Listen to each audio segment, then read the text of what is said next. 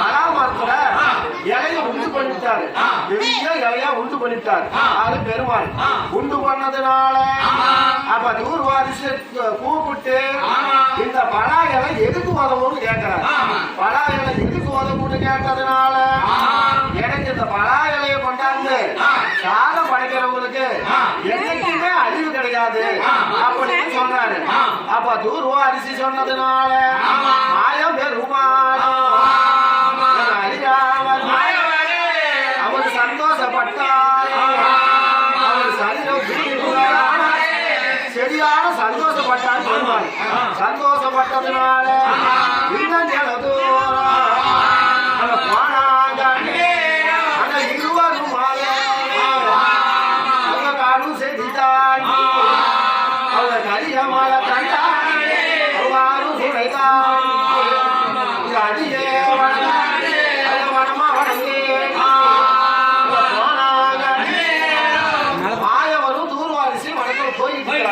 போகும்போது அப்ப மாயவரானவரு பெரிய கருங்கல் பாறை கருங்கல் மேல காரா பசுபால் உண்டு பண்ணிட்டாரு.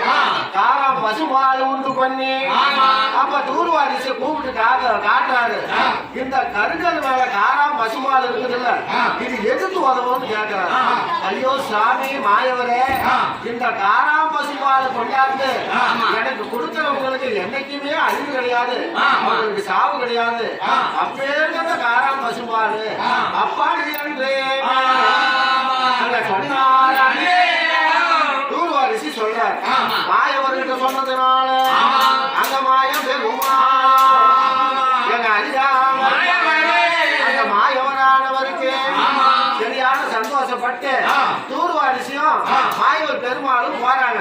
பாண்டவர தேடியல்லோ அங்க போனாங்க.